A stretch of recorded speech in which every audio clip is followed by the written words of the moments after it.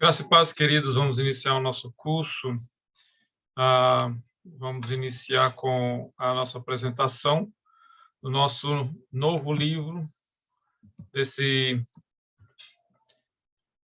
módulo novo, que é Evidência Cristã. E a gente já vai estar compartilhando a tela e estaremos orando primeiro. Entende? Alguns irmãos estão tendo problema, mas depois a aula vai estar gravada. Alguma coisa aconteceu. Mas a gente vai ter, eles vão tentando lá, tá? Vamos estar orando, então, para iniciar mais um módulo do nosso livro, A Evidência Cristã. Pai, obrigado por tudo que o Senhor tem feito, te louvo, te agradeço, Senhor, por todas as coisas, Pai. Que a tua mão nos guie, Senhor, ensina-nos a sobreviver e a viver o que a tua palavra tem para nós, Pai. Peço que o Senhor venha sobre nós, ensinar-nos cada dia mais, Pai. Principalmente um tema tão importante e relevante como evidência cristã, Pai. Para a glória do teu nome. Amém. Bem, queridos, vamos iniciar aqui o nosso novo módulo. Nós vamos falar sobre evidência cristã. Evidência cristã é um tema muito importante e relevante. A gente tem algumas questões, e essas questões são super interessantes. Por exemplo, qual é aquela marca na testa de Caim? Algumas questões bíblicas da Arca de Noé e outras questões que são coisas que a gente trabalha sempre em dúvidas. A evidência cristã ela vem ajudar a resolver muitas coisas, entende? E sobre a autoridade da Bíblia, a necessidade da evidência cristã no meio cristão, que é um trabalho de defesa de fé, em defesa do cristianismo. É um livro muito bom, espero que vocês estejam participando. A nossa unidade 1, Necessidade de Evidência Cristã. Unidade 2, a Bíblia, o livro guia, você pode estar vendo aí. Nós temos todos esses módulos aí para estar trabalhando. A unidade 3, os fundamentos teológicos da fé, a existência de Deus, criacionismo bíblico, a realidade do pecado e da salvação. Unidade 4, a interação de Deus na história, as profecias cumpridas. E assim nós temos todo o nosso módulo aí. Então, vamos começar. Conhecer mais sobre Deus e sua palavra, bem como as descobertas ecológicas, históricas e de outras ciências, nos prepara para o embate contra as falsas heresias. As falsas heresias a gente tem um embate, entende? Ideias que a gente consiga dialogar são debates, mas falsas heresias a gente não, a gente já luta com a verdade, porque temos a verdade. E distorções que querem enfraquecer o cristianismo. As verdades divinas e a nossa fé. Este livro nos levará a descobertas fascinantes, corrobora para o fortalecimento da nossa fé e defesa da nossa fé.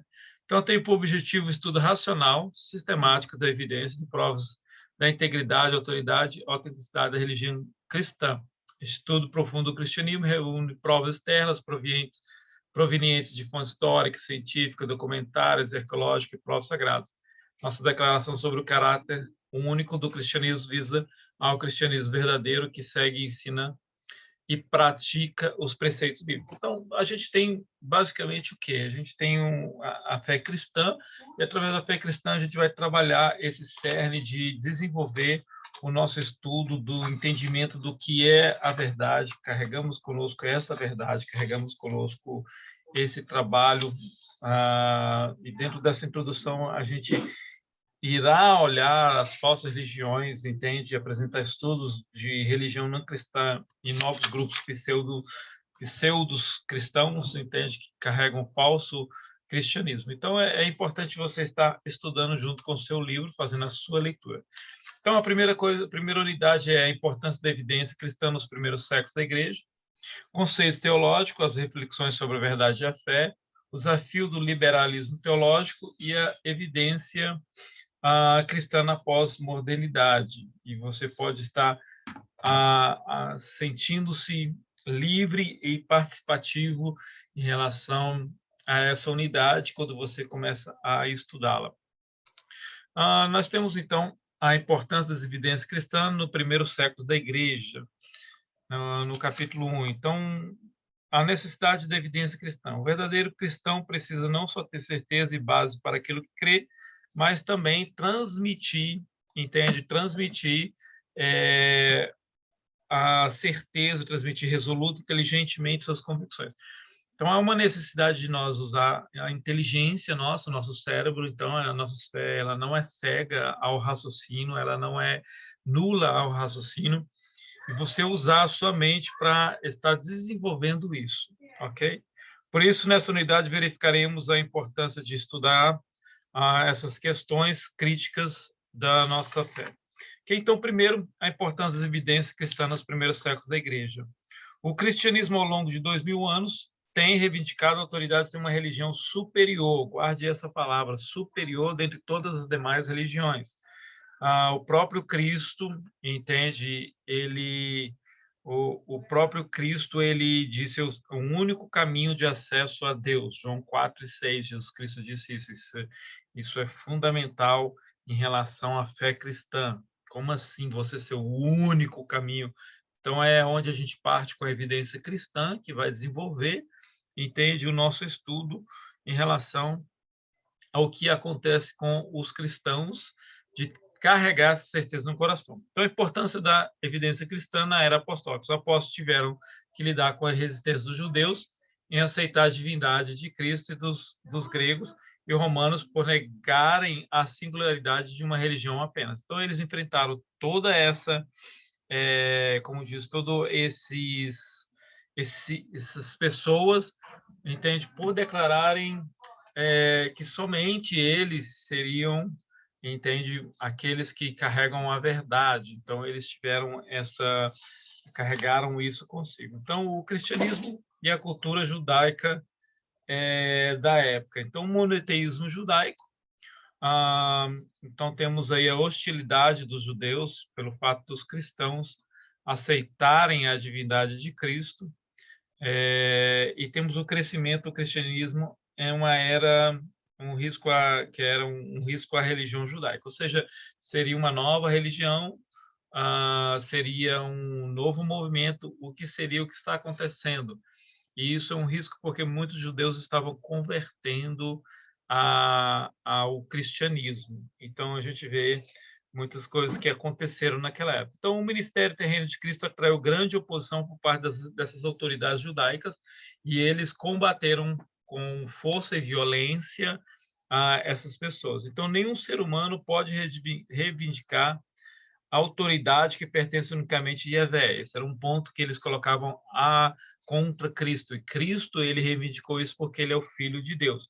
Quando Cristo morreu e ressuscitou, subiu aos céus, na página 18, os seus seguidores deram continuidade à mensagem dele, de que ele era realmente o Cristo, ele era o caminho, a verdade e a vida. E apesar da oposição, os apóstolos continuaram firmes sobre a divindade de Cristo. Então, foi um processo, entende? Um processo de continuidade em relação ao que Cristo dizia para aquelas pessoas.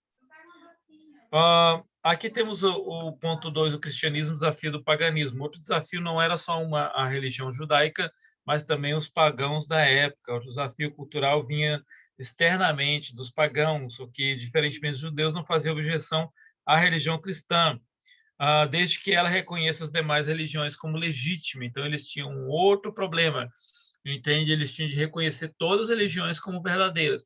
E o cristianismo, ele não parte deste princípio, esse princípio de ecumenismo, ele não parte desse princípio de unidade, de que eles, aquelas pessoas, são participantes também do caminho, entende? Não há uma legalidade, principalmente dentro da própria Bíblia, que nos ensina que o cristianismo, ele é apenas um dos caminhos, entende? E o desafio do paganismo na época de Roma era que Roma considerava todas as religiões, até mesmo os próprios deuses gregos, greco-romanos, e o próprio imperador era um deus, entende? Considerado como deus. E aí eles entraram uma grande luta de ideias. E aí temos Paulo, né? Aí você tem uma foto de Paulo. Paulo, ele traz um anúncio, está em Atos capítulo 17, 22 e 25. E aí, por quê? Porque ali havia uma praça ali no meio do Areópago, e ali havia uma plaquinha escrito Deus desconhecido, e Paulo vai e prega em cima daquele Deus desconhecido, traz uma mensagem que era um desafio para aquela sociedade, que é o maior desafio para hoje. Tanto de religião que tem, tantas pessoas acreditam que todos os caminhos levam a Deus, etc, etc.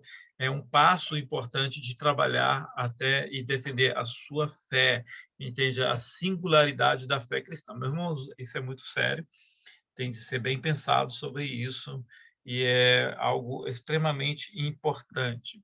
A importância da evidência cristã na era patrística. O período que sucedeu à era apostólica foi de grande expansão do cristianismo. A tarefa missionária parte dos primeiros. Os apóstolos tinham morrido e deixaram os discípulos que deram seguimento à propagação do evangelho. E esses alcançou outras sociedades, alcançou outros povos. E a ênfase na superioridade do cristianismo continuava a fazer parte da compreensão do discurso dos seguidores. Então, os seguidores, nós estamos na verdade, essa é a única verdade. Vamos morrer por ela, vamos viver por ela, que é o cristianismo, ele vive por ela.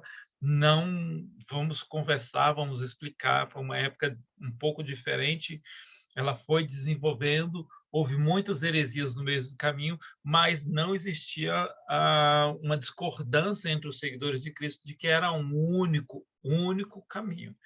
Então, é importante para nós, porque nós temos esse momento aí em que você tem de realmente pensar e repensar, entendeu? Como essas pessoas aqui do cristianismo na era patrística. Aí temos os outros que são o cristianismo e a filosofia grega. Então, temos o evangelho, ele sendo... Então, temos aí... Espera que deu um eco aqui.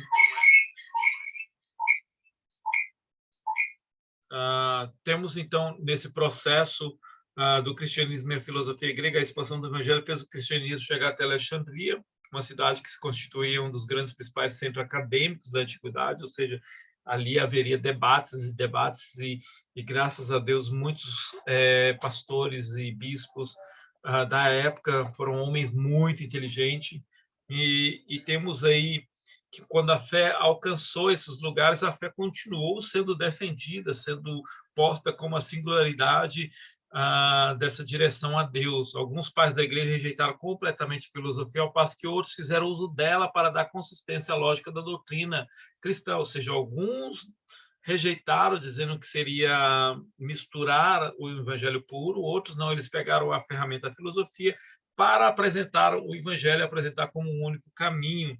Então, mostramos aí várias consequências que aconteceu, apesar de haver acontecido muitas coisas nessa época. A influência nessas cidades aí em Alexandria iniciou a discussão sobre a superioridade da fé cristã ou da filosofia grega. Então, vemos aí alguma coisa muito importante. E aí temos até algumas discussões que falam que relação há entre Atenas e Jerusalém, ou seja, uma diferença entre alguns que não aceitavam. Outros pais da igreja, na luta contra o paganismo e as heresias, eles trabalharam a lógica através da filosofia grega. Então, muitos deles começaram a trazer isso para dentro do evangelho, para dentro da fé cristã, para ensinar as pessoas e usar uma ferramenta. O cristianismo e o Império Romano. Então, havia um domínio romano, havia uma liberdade religiosa, assim, entre aspas, você não poderia tomar uma autonomia de que a sua era única, verdadeira. E antes do fim do primeiro século, a presença dos cristãos no Império incomodava os Impérios Romanos, levando a perseguições implacáveis, ou seja, o sangue dos martírios é uma semente do cristão. Então, matava muitos cristãos e nasciam mais cristãos. Mais pessoas se convertiam por ver a veracidade do testemunho pessoal de cada um deles. Então, os cristãos abominavam a imoralidade, que era algo muito forte na época do Império Romano, e a prática do culto ao imperador, que era uma afronta ao paganismo greco-romano. E os cristãos, em nome da fé, entregavam-se ao martírio. Então, eles se entregavam por causa da fé, ou seja, morriam pelo que eles criam.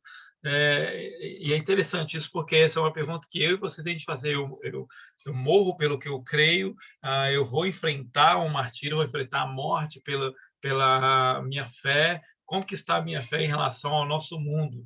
Então, vemos isso aí como algo muito grande. Um aspecto que merece destaque é a resistência dos cristãos a essas a religião do momento, da atualidade lá naqueles dias, e nós, será que estamos resistindo a esse avanço dessa religiosidade dentro do nosso contexto dessa atualidade?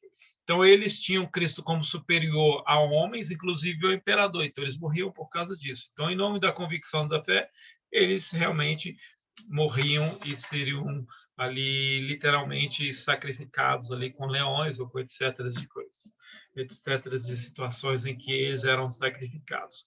Tudo por causa de quê? Por causa que eles acreditavam que a fé cristã era a única fé cristã. Então, partindo para o nosso conceitos teológicos.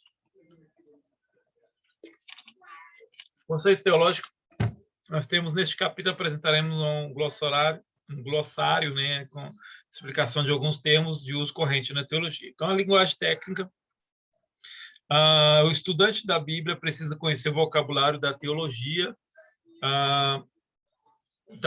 para uma boa compreensão dos textos da área. Então, você precisa conhecer as palavras para estar trabalhando. A definição do dicionário secular pode ser diferente do sentido teológico. Exemplo do termo apologia, entende? A gente temos aí apologia para confirmar a diferença de significado de uma mesma palavra. No dicionário, apologia significa pedir desculpa, uma atitude contrita para algum erro cometido. No sentido teológico, ela já é diferente. A defesa bem raciocinada de um texto ou de uma tese, ou seja, uma reivindicação científica da divina autoridade da religião cristã e da Bíblia. Então, temos uma diferença do que é o conceito aí fora e o conceito dentro biblicamente. Assim, apesar de que no dicionário tem escrito lá sentido religioso, no Wikipedia você vê sentido religioso, mas o nosso apologia que estamos fazendo aqui é no sentido realmente de defesa, não é nesse sentido que está escrito aí, que eu pedindo desculpa, numa atitude contrita por alguma coisa, não. Outro tema interessante é heresias. Heresias é ensino ou crença que se desvia da verdade, claramente expostas nas Sagradas Escrituras. Um exemplo de heresia é o pluralismo, que ensina que há diferentes caminhos para a salvação externa, que todas as religiões providenciam esse caminho, ou seja, todas as religiões elas vão levar a Deus, levar a Jesus, levar a salvação, levar a eternidade. Então, e aí eu tenho esse quadro aí que mostra todas as religiões que você está vendo no nosso slide. Então, a única coisa é que o próprio Jesus afirma: eu sou o caminho, a verdade, a vida, ninguém vai ao Pai senão por mim. Então, isso aí é oposto a todo esse pluralismo que são feitos pelas heresias. Temos o arianismo, que é a posição teológica que nega a deidade total de Cristo, o pré-existente Filho de Deus, dizendo ser ele de uma substância diferente, menor que o Pai. Então, é uma heresia isso aí. Então, no ponto 2.2, ainda tem gente ainda que acredita nisso. Ensina que Cristo é subordinado a Deus Pai, foi criado e não é eterno. Docetismo, que ensina que o mundo material é real, o Filho de Deus não se tornou ser humano, nem sofreu a morte na cruz, segundo esses docetas, apenas apareceu ser que esses eventos aconteceram de fato, mas tudo não passou de uma realidade. Então, isso aí temos hoje presente também, ideias assim. Os ibionitas mantiveram a crença prática judaica, alguns misturavam suas crenças com os essênios e gnósticos, corrompendo a antiga sina judaica. O bionismo negava a divindade de Jesus Cristo e considerava o apóstolo Paulo um apostata, ou seja, era um herege, era alguém que estava pregando algo errado, um grande homem de Deus que trouxe a sistematização das doutrinas sobre Cristo e as demais coisas. Temos o gnosticismo. Os antigos gnósticos buscavam conhecimento esotérico da verdade espiritual, consideravam essencial a salvação, enfatizavam o conhecimento exaltado, verdades celestiais que somente iluminados alcançavam a Deus, ensinava o dualismo, crença de que o espírito é bom, mas a matéria é má, portanto negava a encarnação de Cristo. Montanismo, que já é após Cristo ressuscitar, já é um ponto mais antigo, derramamento do Espírito Santo, mensagem profética, falar em língua estranha, que ensina a com a progressão do movimento pentecostal, proclamando a revelação contínua, ascetismo, com longos e obrigatórios jejuns, castidade total dos cônjuges, não podia haver o casamento, aí surge aí mais para frente um ensino para a direção do que nós temos hoje na Igreja Católica, a proibição de contrair novas núpcias com a morte de um cônjuge, a ausência de perdão para aqueles que caíssem no mesmo pecado duas vezes. Era muito carismático aquilo. E temos também aí o neopaganismo, avivamento do antigo paganismo, que rejeita qualquer religião organizada, especial que chama de religião patriarcal, que diz exaltar o sexo masculino, dá uma eminência à religião matriarcal e procura harmonizar-se com a natureza ou com deusa mãe. Ou seja, a gente vê isso acontecendo hoje até no feminismo mesmo, nas atitudes feministas. Temos também pelagianismo. Pelágio propunha conceitos morais de doutrina, possui um ponto de vista humanista acerca da salvação, negava o pecado original e a transmissão de seus resultados à posteridade. Eu negava que eu passava o pecado para meus filhos, assim como o pecado é a semente que nasce em todo ser humano e que nasce nessa terra. Esse sistema ensinava que o homem tem em si a habilidade de poder fazer tudo o que a justiça de Deus exige a parte de Cristo. Ver como que as coisas acontecem dentro de um conceito que pode estar sendo até pregado por pessoas aí fora. Entende? Temos também... deixa eu ver aqui que travou o meu... Ok. Temos então, nós vimos o pelagianismo, temos também a ação empírica, pulou um aqui, filosofias. Então, temos na parte de filósofos. As filosofias temos também ação empírica. Ação é um termo filosófico utilizado na filosofia, ensina que se encontra na sua prática que provém da experiência o resultado desta. Quer dizer que todo conhecimento espiritual que é válido e aceitável provém da experiência religiosa, que auxilia a adquirir mais conhecimento divino, entende? Aí trabalha isso, temos a consciência cósmica, que é a percepção mística do espírito, compreende que todo o universo é um só e que também inclui Deus e o homem como um só. Temos o ecletismo, tendência filosófica que resulta dos conflitos de cultura, do embate de ideias, que leva o pensador a escolher cada sistema. O esoterismo ainda é vivo, ainda nos dias de hoje, ensina a busca de um conhecimento místico do mundo espiritual. A lógica, a forma em que se desenvolve a realidade a partir de uma prévia identidade entre a realidade e a razão. Isso é muito presente ainda dentro da nossa sociedade. Entende? É uma forma de raciocinar com coerência. O monismo, teoria metafísica, afirma que toda a realidade é uma só, tudo vai se compor de uma mesma substância, de igual o homem é o seu próprio Deus. Temos aí naturalismo, ponto de vista cósmico, que exclui Deus de tudo e nega tudo que é sobrenatural, tudo é explicado através da ciência. É o culto à ciência, hoje acontece muito disso.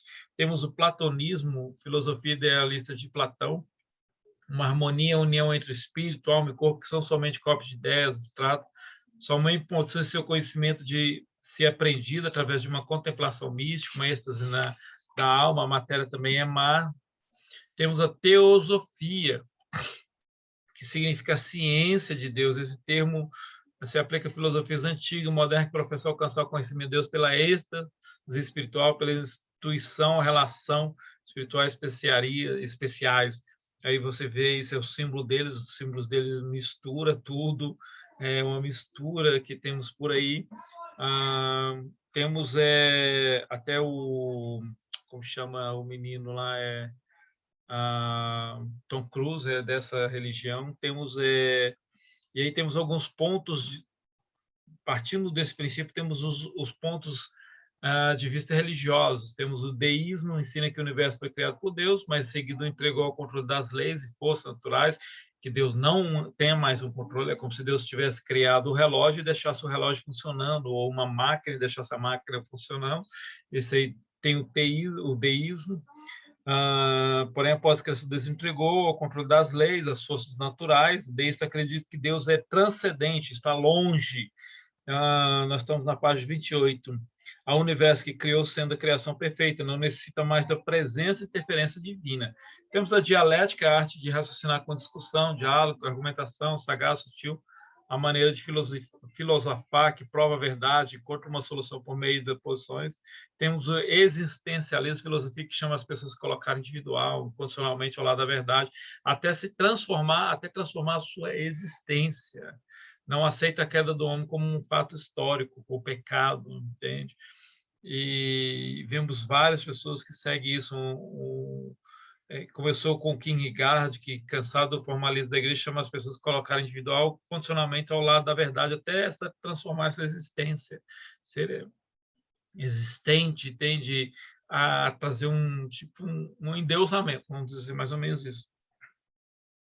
E temos também o humanismo enfatiza o homem e suas habilidades, a sua potencialidade, acredita na evolução orgânica. O humanismo não aceita o sobrenatural, porque se limita ao homem, faz sujeito dependente do que está fora de si. Então, ele está sempre pensando no homem. Iluminismo, que é um movimento surgido na França, domínio da razão, entende, sobre a visão religiosa, teocêntrica que dominava a Europa. Então, temos aí vários principiantes, Rousseau, Montesquieu, Voltaire, Locke, Diderot, são pessoas que foram estudado pragmatismo, que a verdade é um processo, a lei que não se descobre a verdade por coerência racional, mas pela ação empírica, conduta, experiência, adaptação, satisfação e assim por diante. Temos várias pessoas que propagaram isso. Temos a reencarnação. Desculpa aí, estou fazendo em casa hoje, não deu para fazer em outro ambiente. Temos a reencarnação, que é uma doutrina filosófica de várias religiões orientais, ensina que o espírito do ser humano perto do corpo. Então, a reencarnação é aquele que volta, está ruim, volta para ser iluminado e assim em diante, entende? É muito seguido pelo espiritismo, hinduísmo, budismo, shintoísmo, taoísmo, e também por muitos outros, principalmente pelo espiritismo no Brasil. A revelação progressista, voltamos aqui, pensamento é que Deus não terminou suas revelações para com o homem quando o cano da Escritura foi encerrado e fechado. Ou seja, ainda acreditam ainda que Deus continua a se revelar, entende? Usando a mente que Deus nos deu. Temos o sincretismo, com auxiliação de vários credos, religiões, comuns a todos, tem mesmo certo conceito antagônicos, ou seja, divergência, opiniões opostas. Então, mesmo que tenha isso, entende, mas ainda tem uma união de foco, uma união de eternidade, que acontece. Transcendentalismo, identificam com o idealismo alemão, pode significar duas coisas: a grande diferença entre Deus e o homem, ou a grande distância entre Deus e a criação. Aceitamos o primeiro, mas não o segundo. Cremos que Deus é santo e habita no meio do seu povo. Deus é diferente da sua criatura, mas próximo a elas em amor. Ou seja, eles acreditam que Deus está longe, transcendente, mas nós acreditamos que mesmo pela santidade Deus se aproxima de nós. Então temos também bastante coisa, né? Então é um livro forte, um livro pesado, e você pode ter a certeza que você vai aprender bastante coisa com esse livro. E esse livro ele vai te ajudar a entender algumas coisas, que muitas coisas presentes nos dias de hoje. A partir disso, nós temos dentro do próprio cristianismo a interpretação bíblica, ou seja, na ciência ou arte de interpretar corretamente a Bíblia, é necessário considerar os princípios da exegese bíblica, ou seja, para fazer uma interpretação mais clara. E aí temos esses tipos de interpretação: autocriticismo, meta-interpretação bíblica, no qual as escrituras são interpretadas como qualquer outro tipo de literatura secular. As datas, autores, documentos que atestam a sua confiabilidade histórica são considerados, porém, sem qualquer respeito para o caráter e autoridade divina. E temos o baixo criticismo, método pelo qual se analisa e interpreta a escritura sagrada como literatura secular. Difere do alto criticismo por se preocupar mais com os manuscritos atuais, em estudar os originais das escrituras. Temos o ceticismo, doutrina filosófica que reconhece na dúvida a única atitude do sábio, a proclamar a renúncia a qualquer certeza como condições de felicidade. Temos o criticismo da redação, a expressão utilizada para identificar as fontes usadas pelos autores bíblicos, trabalho editorial feito sobre suas obras, procura mostrar que os autores não somente compilaram, mas também editaram seu material segundo o entendimento pessoal dos eventos, declarações feitas nas escrituras. Então, esses métodos de interpretação são os métodos que foram usados, o estudo hermenêutico, que não dá o sentido de certas palavras, Então, apresentamos alguns termos que não encontramos na própria Bíblia, mas que se relacionam diretamente à explicação desses textos. Então, há uma explicação direta. E aí temos a exegese, que o vocábulo significa extrair o sentido de um texto, do próprio texto, através do estudo diligente guiado pela Escritura. Então, temos assim a evidência cristã, nós trabalhamos com a exegese, entende, com a hermenêutica, e são ferramentas para a gente trabalhar interpretando a Escritura e trazendo um entendimento para as pessoas. Então, exegese significa exatamente isso que nós acabamos de ler, e não deve ser confundido com exogese, que significa dar nosso sentido pessoal ao texto, ok? 7 voltas de Jericó significa 7 vitórias. Então, a pessoa ela faz um significado dela. Você vai dar 7 voltas nas muralhas de Jericó. Então, 7 voltas significa 7 vitórias. Então, dá 7 voltas num terreno e você vai ter esse terreno. Dá 7 voltas em volta de um carro novo. São coisas que a pessoa ela põe dentro do texto no sentido pessoal. Então, não funciona. Exegese não, exegese é do grego fora e guiar, ou seja, extrai o sentido de um texto do próprio texto, o próprio texto que interpreta. A hermenêutica, nós já estudamos, significa interpretação. Hermenêutica é a área da teologia que estabelece regras para a interpretação bíblica. Essa regra tem sua base na própria Escritura e sempre procuram a hermenêutica de Deus. Temos o relativismo, reconhecer de força externa e superior que influenciaram o homem moderno e não reconhecer uma autoridade sobre si. Para o relativismo, não existe verdade absoluta, seja ela no campo moral, religioso, político e etc. Ou seja, não há uma verdade, não há uma verdade única. Entende? Um grande problema isso, é uma grande maneira de se pegar dentro dos contextos, principalmente cristão. Não há uma verdade. Então, a verdade ela é relativa a você, é relativa à sua fé, ao que você crê, aonde você vive. Ok? Então, estamos aí com essa parte. Agora temos as reflexões sobre a verdade e a fé.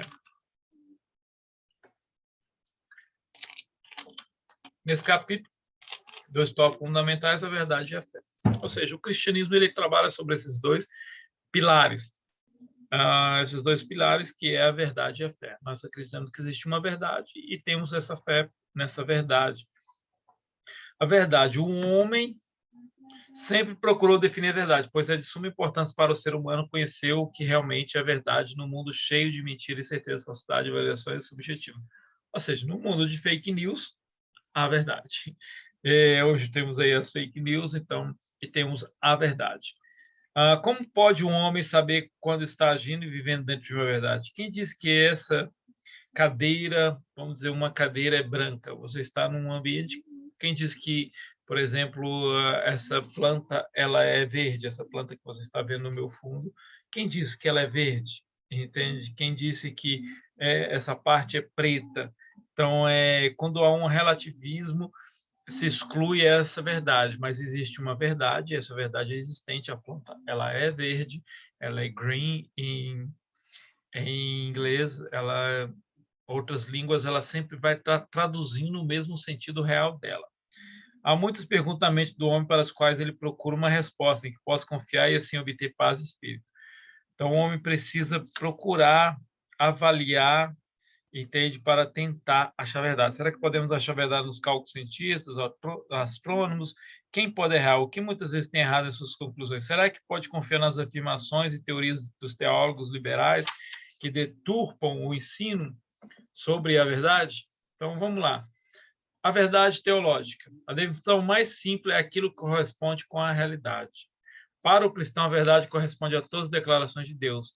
Ele é o paradigma para a definição do que é ou não a verdade. Ou seja, essa definição serve para uma avaliação genérica, porém é deficiente no campo teológico por não estabelecer um critério pelo qual podemos julgar nosso modo de ver. Nessa forma de pensar, falar, exprimir ideias e comportamento, aquilo que corresponde com a realidade. Entende? Então, vejamos, se alguém que está lá fora, está chovendo lá fora, mas o sol está brilhando, não há nenhum sinal de chuva. Pode dizer que a declaração é falsa, porque não corresponde com a realidade. Está definindo mais simples é aquilo que corresponde com a realidade. A pessoa está chovendo, mas está sol? Não está chovendo, entende? É aquilo que define. Para o cristão, então, a verdade corresponde a todas as declarações de Deus, ou seja, tudo que Deus declarou. Necessariamente a verdade precisa ser ligada a Deus, um ser santo, puro e perfeito. Ele é a verdade.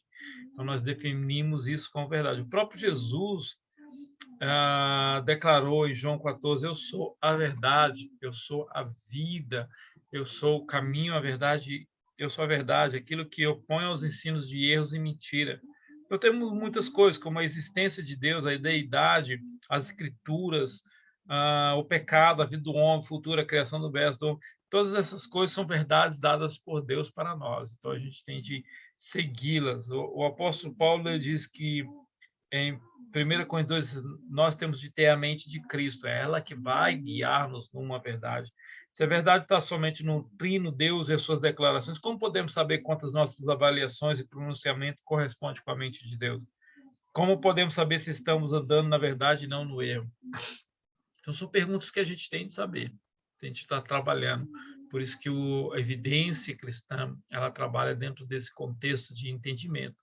Então, temos aí algumas teorias usadas para julgar a verdade. Os filósofos teólogos têm procurado resposta em várias fontes de conhecimento, raciocínio humano, mas não em Deus. Até mesmo os teólogos mais liberais admitem a existência de um ser supremo. Então, somente o ateu não crê na existência de Deus. É uma religião, é uma religiosidade. Então, para não crer que Deus existe. Vamos analisar e responder. Então, a tese do instinto humano. O instinto humano é definido como um estímulo interior e voluntário a uma aptidão natural que age sem premeditação, ou seja, o ser humano ele define, nesse caso, o instinto é uma reação adquirida. Então, ele decide o que está acontecendo. A mente, ela faz aquela distinção, mas ao fazer não é mais puro instinto, torna-se raciocínio. Então, a tese do instinto humano é que aquela capacidade que nós temos, entende? A pessoa reage por pensar, avaliar, e não como um animal. Uma vez que a criança queima a mão no fogo, instintivamente não repete a ação. Então, essa tese de estímulo interior involuntário e premeditação é uma tese que muitas vezes as pessoas usam, dizendo que você recebe uma verdade, você recebe a palavra, você faz aquilo no automático, mas não, mas a gente usa o nosso raciocínio, o cérebro ele trabalha de uma maneira muito inteligente, uma maneira muito hiper inteligente, e a gente percebe como que ele trabalha através das coisas que estão ao nosso redor. Tese dos costumes. Os costumes são hábitos ou práticas de uma sociedade, família, indivíduo que se concretiza em crença. E essa, por sua longa continuidade ou uniformidade, torna-se costume fixo, seus praticantes têm como correto, certo e válido. Ou seja, aí parte de que alguém fez assim, outro fez assim, outro fez assim, e todo mundo está partindo como um princípio de verdade, como algo verdadeiro. Por exemplo, tem um exemplo muito simples, que é o exemplo da frigideira e do peixe. E o rapaz casou com uma moça e a moça cortava a cabeça e o rabo do peixe e punha na frigideira. E aí ele falou: por que você faz isso? Porque minha mãe fazia. Aí perguntou para a mãe dela falou: porque minha mãe fazia. Aí perguntou para a mãe: porque minha mãe fazia. Aí quando chegou na bisavó ou tataravó, e a tataravó falou: não, porque na época nós éramos muito pobres e eu tinha uma frigideira pequena e eu cortava o rabo e cortava a cabeça para caber na frigideira. Então, ou seja, a tese do costume, a pessoa recebe uma informação por causa que foi passado de geração para geração. Então, é muito interessante isso, porque muitas vezes pode receber uma verdade que não é a verdade, entende?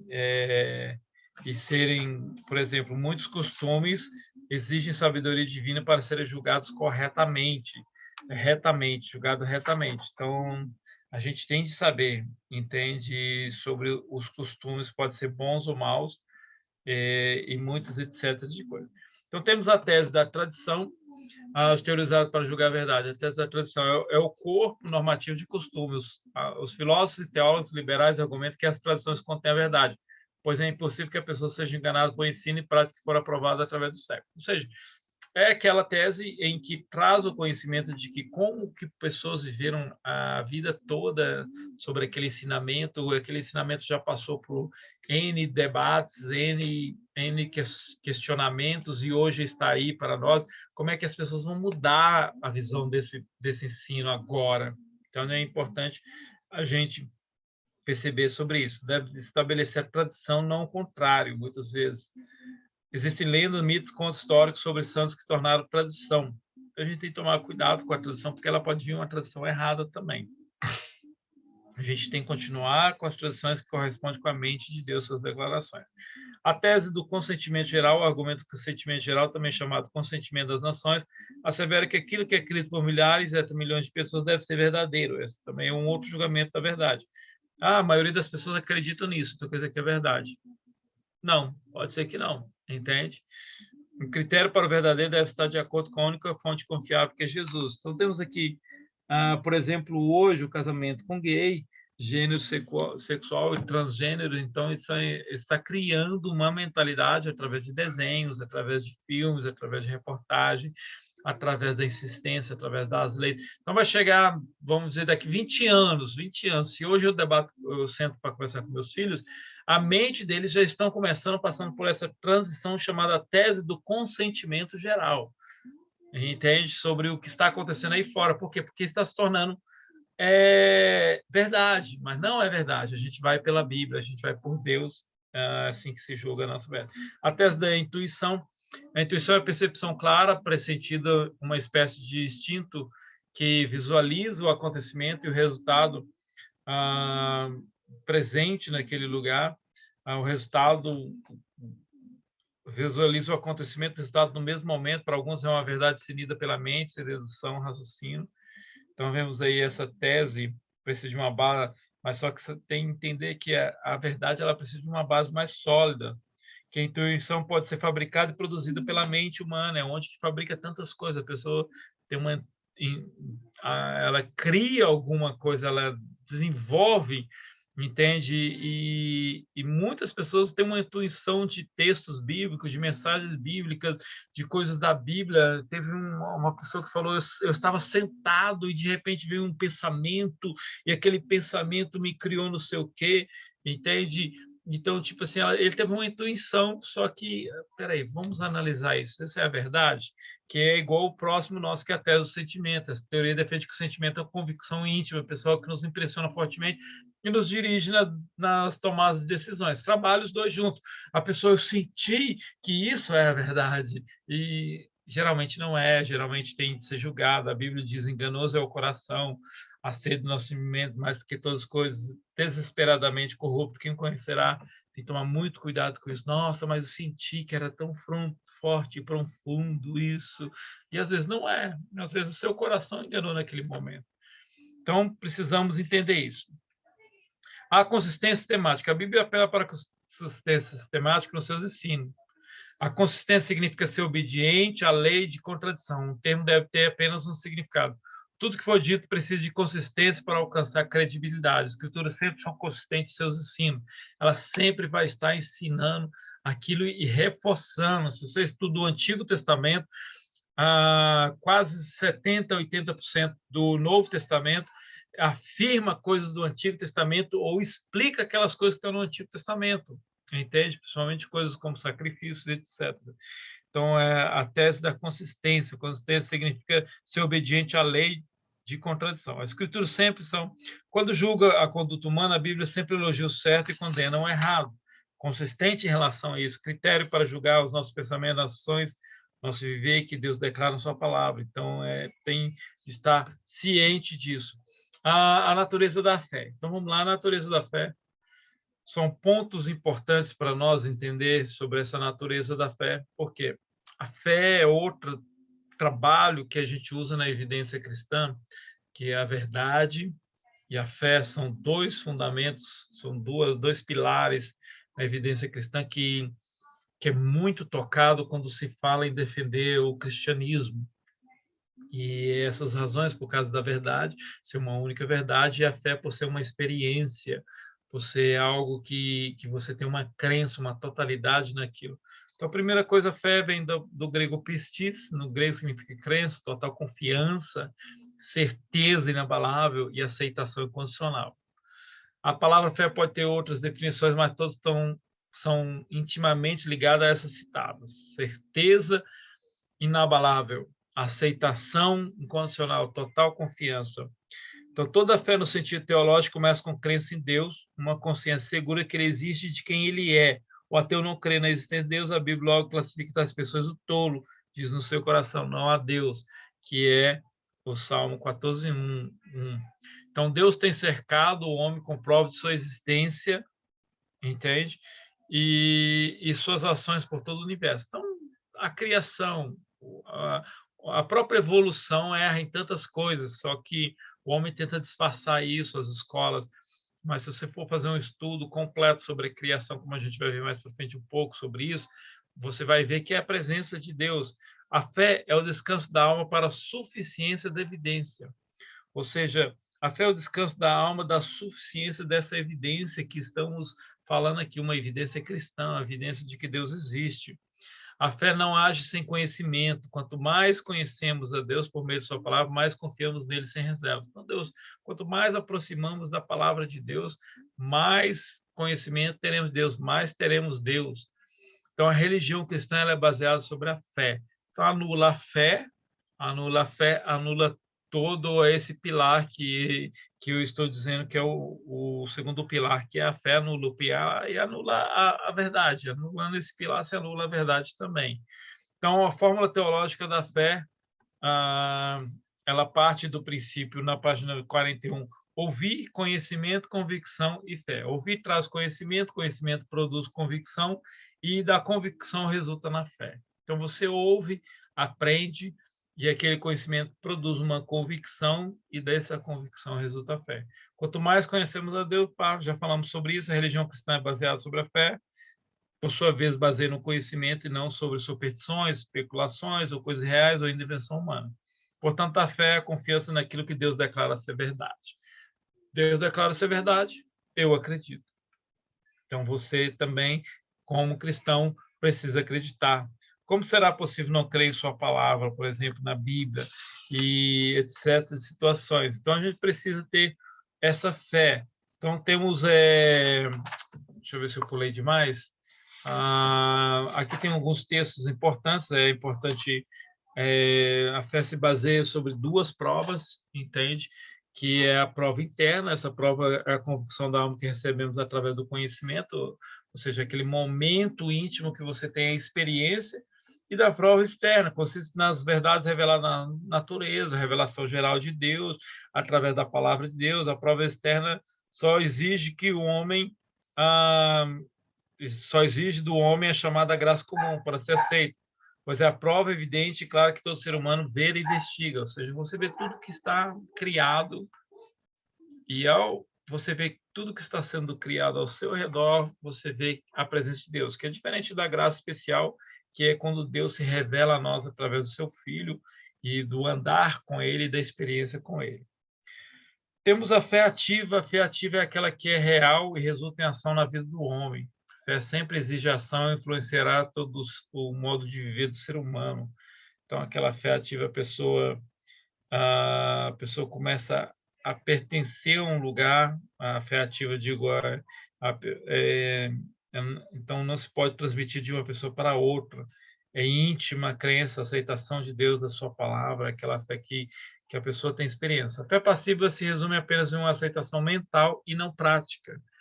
A fé passiva não afeta o modo de viver, pois não passa de uma crença superficial. Ou seja, eles falam, filho de peixe é peixinho, filho de crente é crentinho, cristão é cristãozinho. Não existe isso, não existe isso. Isso é uma fé passiva e ela é rasa.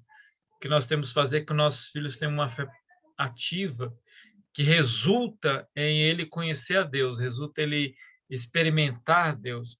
Temos a fé implícita, é imposta sobre uma pessoa pela sua religião, entende? Não se deve questionar, investigar se os ensinos que são corretos ou bem, somente deve se aderir a elas, a eles. Isso é um problema muito grande, é quando você chega num lugar e a pessoa fala, você tem de acreditar assim, assim, assim, assim. Se você não acreditar, você não vai fazer parte do grupo, você não vai para o céu, você não vai para não sei o quê. Então, o que, que é? É uma imposição. Muitas autoridades da igreja impõem essa fé, não deixa você pensar, raciocinar, entende? Tem até um livro do John Stott que fala sobre pensar, agora eu não lembro o nome do livro, depois posso passar para você, é muito bom. Crer é pensar. John Stott, crer é pensar. Quando você lê esse livro, é um livretinho desse tamanho assim, mas você vai entender como que ele ensina sobre o pensamento e essa ligação com a fé, com o crer em Deus. Tem a fé explícita. A fé explícita é aquela que convida ao estudo e investigação da Sagrada Escritura. O cristão deve ler a Bíblia por si e seguir as boas regras de hermenêutica bíblica para chegar a uma reta interpretação. Ou seja, a fé explícita é aquela que você vai guiar alguém, ele vai fazer o estudo também detalhado dele, vai tirar as dúvidas, vai ter dúvida. É uma ponte que atravessamos com tranquilidade porque conhecemos o construtor. Então, a gente sabe que o Espírito Santo trabalha em relação a tudo isso. O Espírito Santo ele envolve todo esse sentido, ele envolve todo esse sentido de você estar caminhando com a pessoa. E eu acreditar que é uma fé verdadeira, uma fé de Deus, uma fé que vem de Deus, entende? A gente guia uma pessoa, ela vai encontrar o caminho. O teólogo, até na página 43, Blaise Pascal, sabiamente observou: temos nada a perder ao crer em Deus e tudo a ganhar.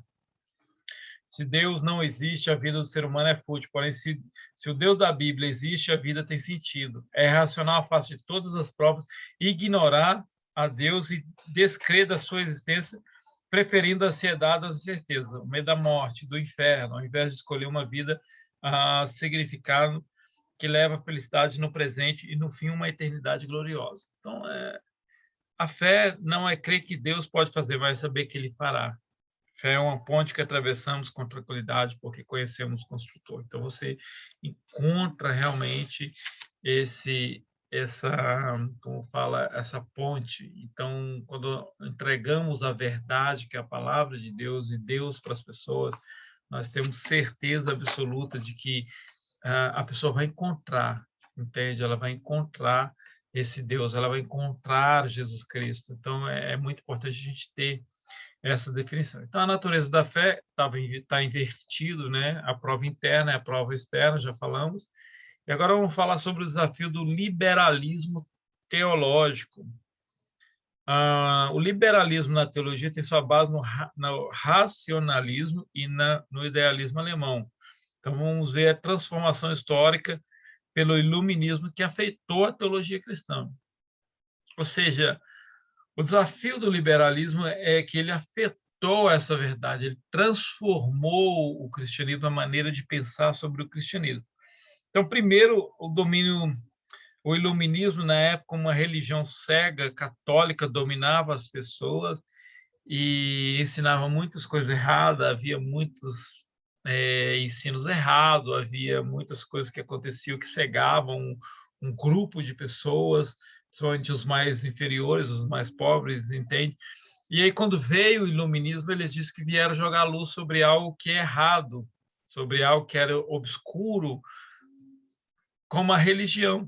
Só que, na realidade, aquela era uma falsa religião. Então, se você pegar um pingente que ele é banhado a ouro, ele não é totalmente a ouro, quando você colocar ele profundamente, você vai ver que ele não é ouro. Então, o catolicismo da época, parte dele, vamos dizer, quase todo ele, estava exatamente nessa condição, era falso, estava banhado com uma verdade.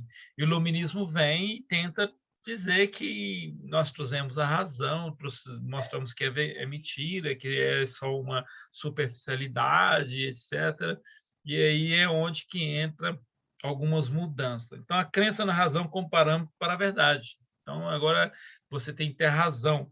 Tornou-se elemento norteador daquele momento, causou profunda mudança no modo de vida da sociedade. Então, as pessoas desencadeou muita hostilidade à religião e principalmente contra o cristianismo.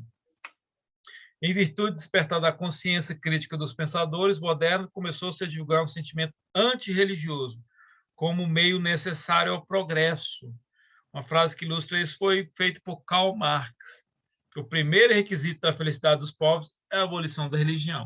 Então, você vê como que o iluminismo foi forte e foi progressivamente entrando para todos os lugares, porque decidiram que a religião é má, ela é banhada, então ela é falsa.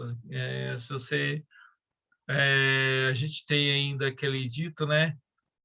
Coisas do Paraguai, né? Que você compra coisas que são falsas, pô, vem com a etiqueta da empresa, seja qual empresa A ou B, ou da marca de tênis A ou B, mas não é.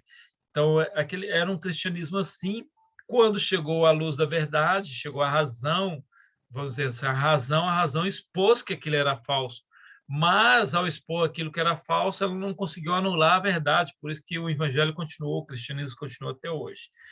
E aí temos, então, o iluminismo, já falamos sobre o Império da Razão, aí temos o protestantismo liberal e alguns teólogos. Surgiu com filósofos alemãos no século XVII e XVIII, chegou ao ápice no metade do século XX, preocupação em rejeitar e descartar velhas formas de ortodoxia, atitude superior e crença arrogante no poder da razão, crença na liberdade total da interpretação bíblica, ou seja, qualquer um poderia interpretar, qualquer maneira se podia interpretar, crença em alguma forma de existencialismo, confiança exagerada na ciência.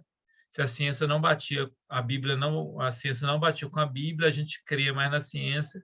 Necessária e aceitava a alta crítica da Bíblia, vocês lembram da alta crítica?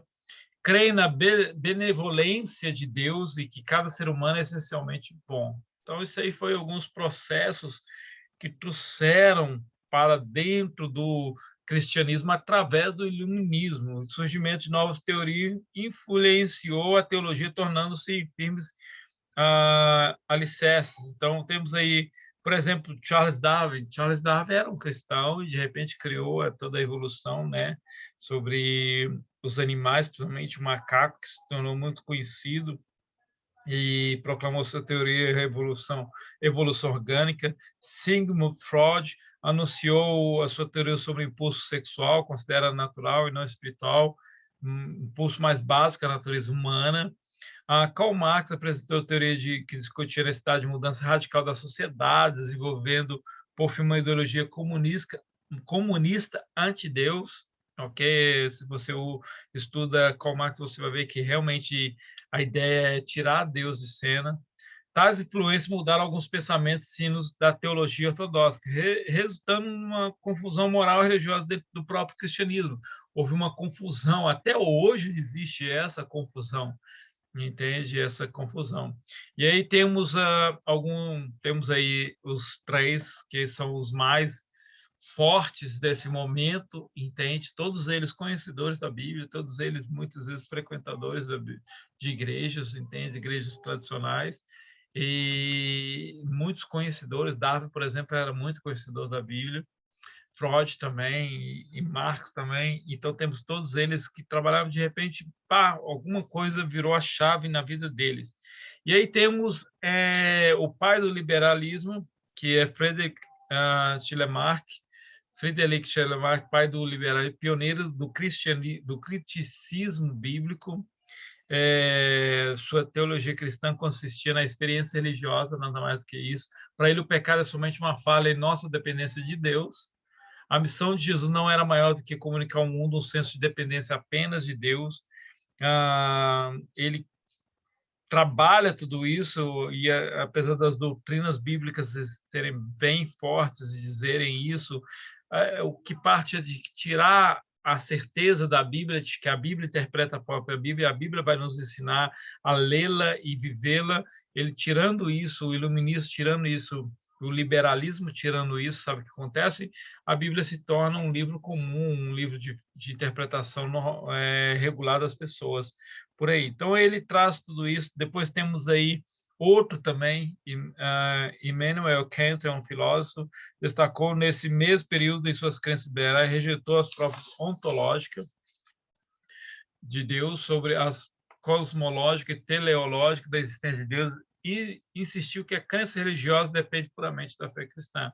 Ou seja, não há uma conexão divina, não há o Espírito Santo, não há Deus, não há a fé criada divina dentro de nós. Então, ele moldou as opiniões dos teólogos liberais como nenhum outro. Diz ele, se o homem crê em Deus no seu coração, isso pode servir como uma prova de sua existência. Ou seja, ele traz para o homem essa responsabilidade da própria existência de Deus. E ele trouxe isso. E temos aí outro que é Edward Gibbs. Edward Gibbs é o historiador, foi outro intelectual que firmou a raiz do liberalismo, escreveu o livro histórico Declínio e a Queda do Império Romano, no qual ridicularizou sutilmente o cristianismo ortodoxo. Então, foi uma obra muito lida na época, contribuiu fortemente, escreveu isso aí. Então, o livro teve o objetivo minar alicerce de todo o sistema cristão. E era uma época de muita leitura, as pessoas liam, os estudantes liam, eram muitos livros, e o que acontece? Apesar dessas pessoas terem patamares e autoridades em faculdades, escolas, esses livros se tornaram base para muitos, como o de Darwin, como o de Freud, como os demais, de Lamarck e o Gibbs agora. E aí temos outros esse aí é Albert Richard, outro filósofo liberal, surgiu depois aumentando a teoria de Lamarck e Kant. Apresentou uma teologia cristã que era livre de toda especulação metafísica,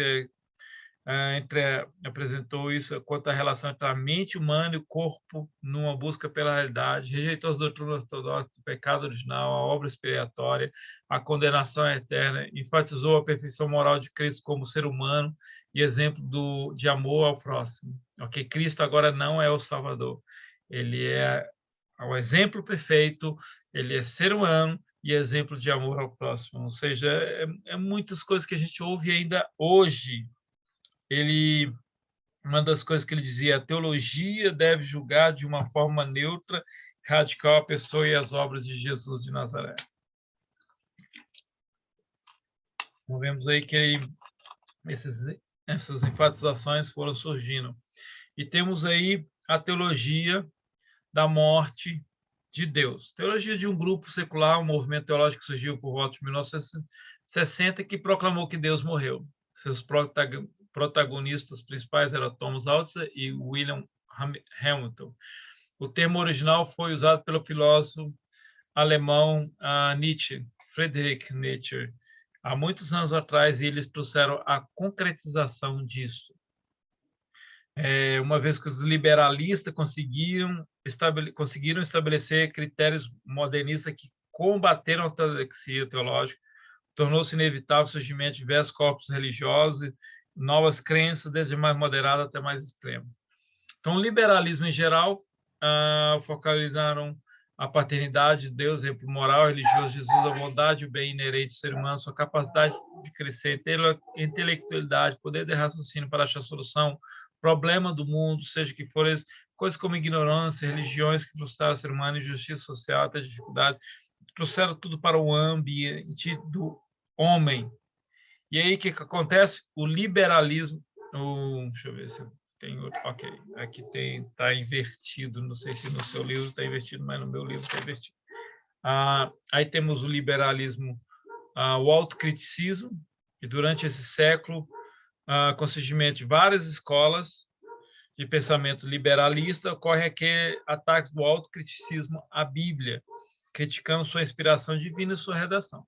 Criticou que ela não é divina, ela se torna um livro comum como os demais livros, e a partir daí tudo é comum, tudo é igual, tudo é irrelevante, tudo é fábula, tudo é etc. Então, o resultado do autocriticismo, o resultado dele foi a tentativa das partes intelectuais racionalistas de reduzir a Bíblia ao status de um livro comum a todos os demais. Então, os materiais escritos, aplicando princípios científicos, história, literário, estando no ponto de do surgimento de vários pontos de vista que contribuíram para um enraizado ceticismo quanto às crenças fundamentais da Bíblia.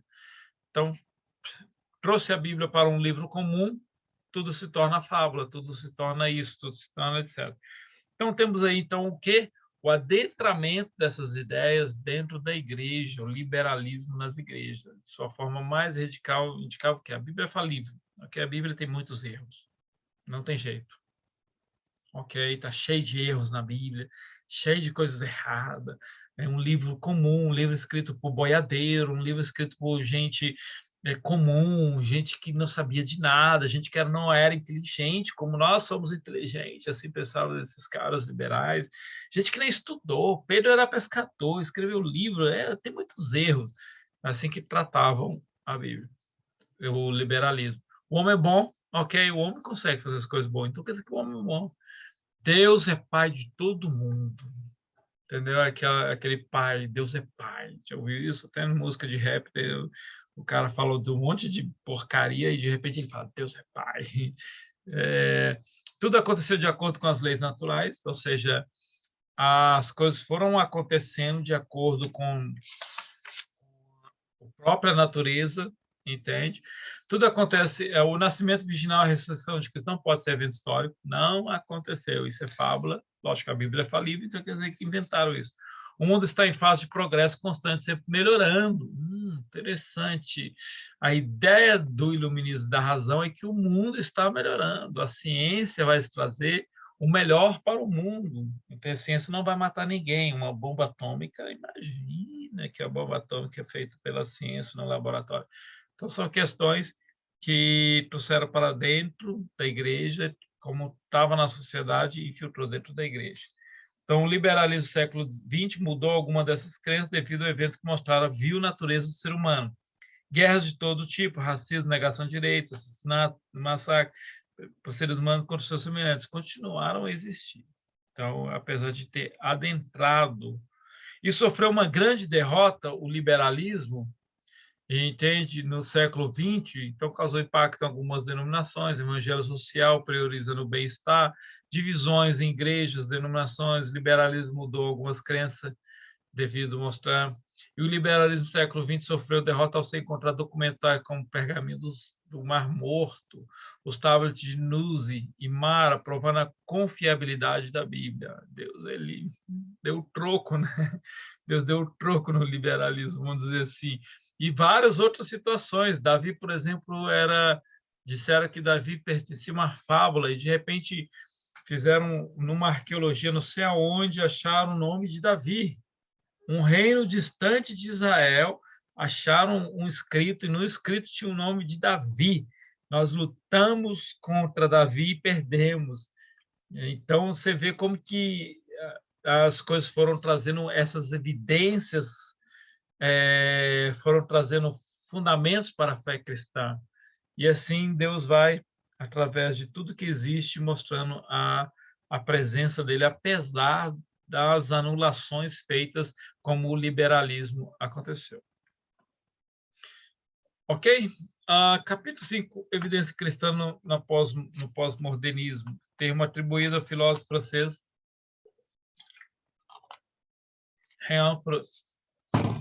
Jean-François Lyotard, que diante de uma situação do concílio sobre o assunto o conhecimento da sociedade mais alto grau de desenvolvimento, ele escreveu A Condição Pós-Moderna, um relatório sobre o conhecimento. Então, ele trouxe isso para nós.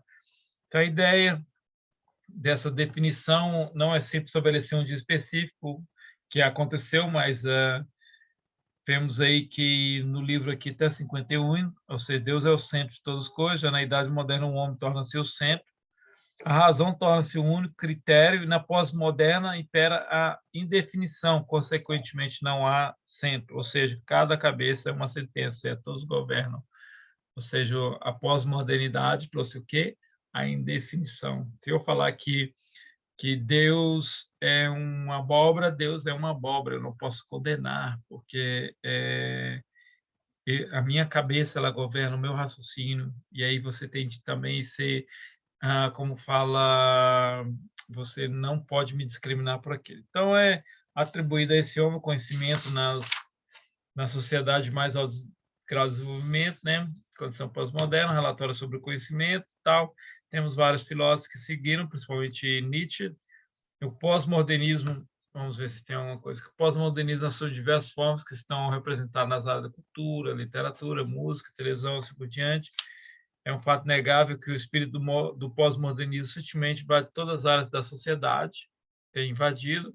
Então, temos aí alguns personagens, entende? Algumas obras. Thomas Altman e Willie Hamilton, a Teologia Radical é a Morte de Deus.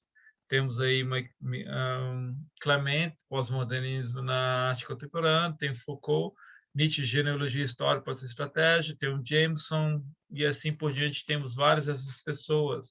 A realidade não é mais como era, resgata, na verdade, o método, a cartilha escolar do pós-modernismo, arquitetura, e assim vai surgindo todo esse entendimento. O que acontece? Pós-modernismo e o cristianismo. Então, você vê o liberalismo, infiltra o cristianismo, tudo que acontece na sociedade adentra a fé cristã, e agora temos o pós-modernismo junto com isso aí, que adentra ao cristianismo. Rejeição dos absolutos da fé, ou seja, se cada um pode pensar o que quer, cada um pode ter fé em que quer, entende? Então, seja, não existe o absoluto da fé cristã. Então, na teologia pós-moderna, todas as religiões são igualmente caminhos a Deus, pois ninguém tem o direito de declarar a diferença e assumir superioridade. Ou coisa interessante isso aí, entendeu?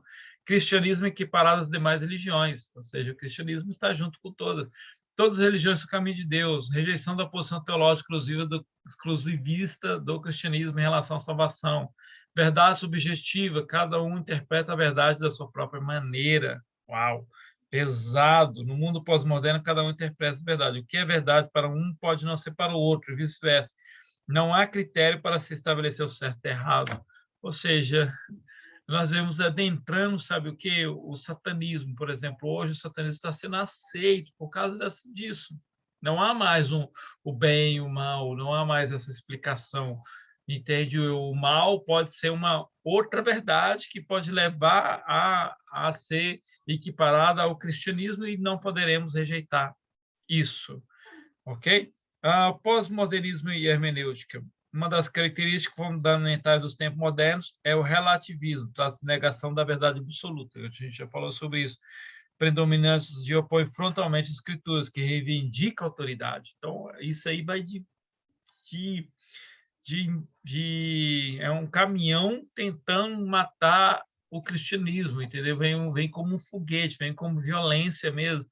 Por quê? Porque o cristianismo ele denomina-se como autoridade, como eu digo, a única fé cristã, a única fé, como único pensamento que leva a Deus, etc. Ele ensina, entendeu? O relativismo ele já vem isso. Então é negação da verdade absoluta, oposição às escrituras, teoria de desconstrução literária ao mundo todo e ausência de paradigmas, ou seja, é um grande passo que trouxe o diabo trouxe para destruir a fé cristã.